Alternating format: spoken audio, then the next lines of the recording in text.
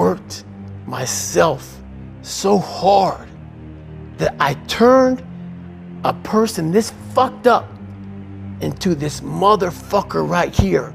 Not off of reading a fucking book off a theorist, off of going to work on myself and saying, I don't know how to do this, but I know that to get over there to that fucking side, I gotta grind myself into a fucking fine powder. And I did it. I did it off of sure will. And very few people will know how that feels. I believe that most human beings are only living at about 40% of their capability. So the mind has a governor, like a car. If you're driving a car and the car has a governor on it, the car may say 130 miles an hour, but the governor is set for 91. Once that governor sets in, you get to 91, that car starts doing this. The car wants to go. The car wants to go, but that fucking factory said, we're not going past 91. We have a factory, a nice governor in our brain, and it's a survival mechanism. It protects us from pain and suffering. The second we feel that shit, our mind says, oh no, this isn't fun. We should back off. We should sit down, find something more comfortable. And there's something about the mind. The mind has the tactical advantage over you at all times. At all times of your life, the mind has a tactical advantage over you. Why is that? It knows what you're afraid of. It knows your insecurities. It knows your deep, dark lies. And it starts to push you away from that shit. It pushes you in a direction that is comfortable. The mind controls everything. So what I realized was that when I was growing up and I was 300 pounds and I got all fat and I got all insecure, I realized that my mind kept taking me in this direction. When things got uncomfortable for me, when I was facing my insecurities, when I was facing my fears, my mind said, oh no, we have the tactical advantage. We need to get you, separate you from this feeling over here. Life's all about feelings. We want the happy feeling. We don't want that feeling of this sucks. Why am I here? And you don't have any, so you can't answer those questions, so you leave.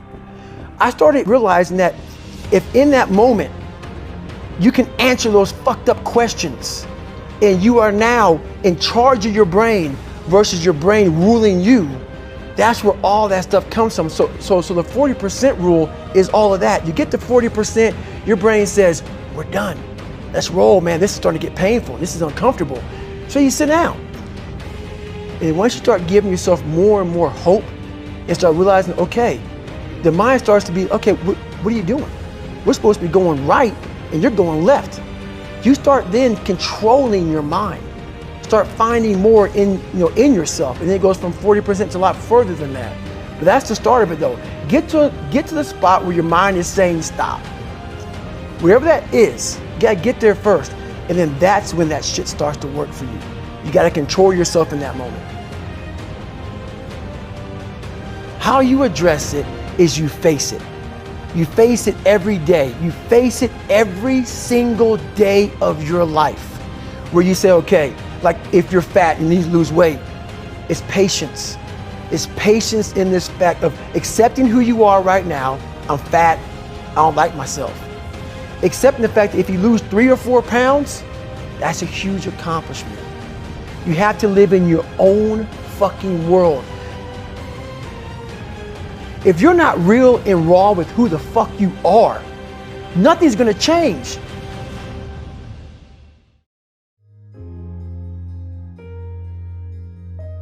We're all, a lot of us are going through a hard time in life. Some people have been bullied, some people are just stressed out, some people are insecure, some people are fat and overweight, and the world puts a lot of this shit in your mind.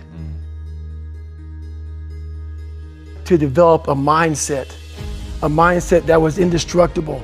I had to armor plate my mind. And it's about what you're saying to yourself, but it also comes with work. So whenever I was getting beat down, physically, mentally, spiritually, whatever I was going through, just saying, I would put, you can't hurt me. Can't hurt me just became a message, I would say to myself. And that's just kind of where it comes from. Because I could literally right now be a 300-pound guy spraying for cockroaches still to this day if I did not look in that mirror and say, there has to be more to this. This can't be it. and then willing to go into it, dive deep into it, and give all I have to find it. A lot of folks talk so much shit about, hey, I'm gonna change your life, I'm gonna do this, I'm gonna do that. Are you accountable for what you're doing? Are you accountable, and I mean to the T, for what you're saying? How are you gonna feel, man, when you accomplish this goal coming from that shit? Coming from the fucking hell you came from. A lot of people start from a good starting point. They have a good foundation. What if you can surpass all of these motherfuckers? What if everybody who was fucking way up here started up here, and you started with no legs. You had to grow fucking legs to even start walking, and then crawling, and then running. And then you start passing people with all this given to them. I had to use all this negative shit that was making me weak and horrible as a person. I had to use this as the power that now fueled me. I had to flip it on its head and say, hold up. This might be exactly what I need. The darkness is exactly what I need. It's how you look at your situation. This is a race that you run completely alone. And you're all by yourself. I had tons of sticky notes all over my mirror. It wasn't like be better than John or be as fast as whoever. Okay, David, yesterday you did this. Today, our next goal for the week is this. People love putting a label on me about, my God, man, you're just wired different. I'm not fucking wired different, dude.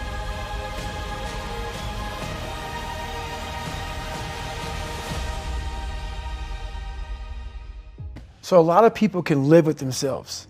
That's the first thing. A lot of people can live with themselves, look in the mirror and say, I'm okay with being afraid. I'm okay with going on this easy highway over here.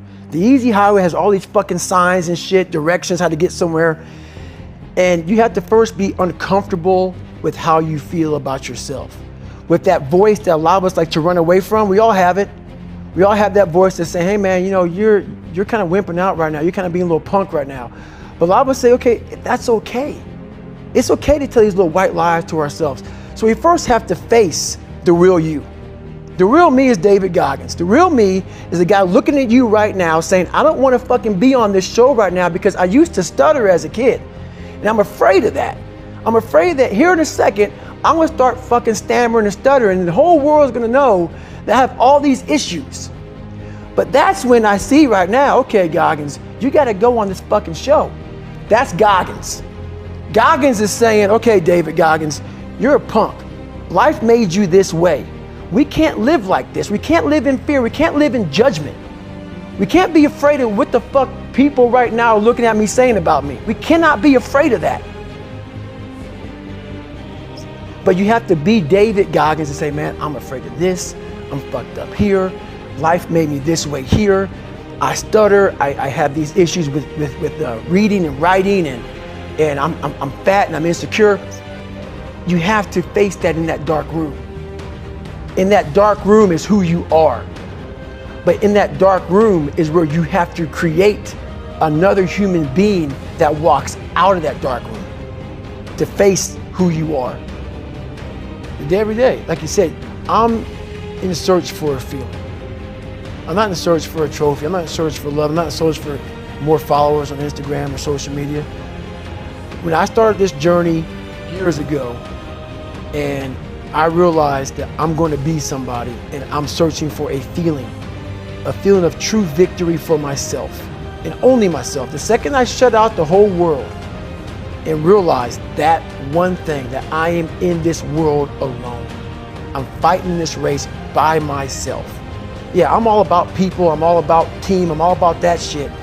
But I'm really all about right now and in my life, just like you said, no one knows the real truth about me, how hard I really go. I don't care if anybody knows. I don't want anybody to know. I'm an introvert. I live an introverted life. And I love that about me. That right there is my fuel. Is I know that there's really no one out there grinding like me. And if they are, so be it. If I know about you, I'll make sure that I up my game.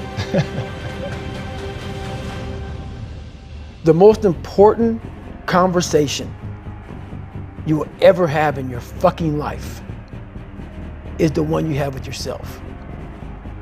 You wake up with it, you walk around with it, you go to bed with it.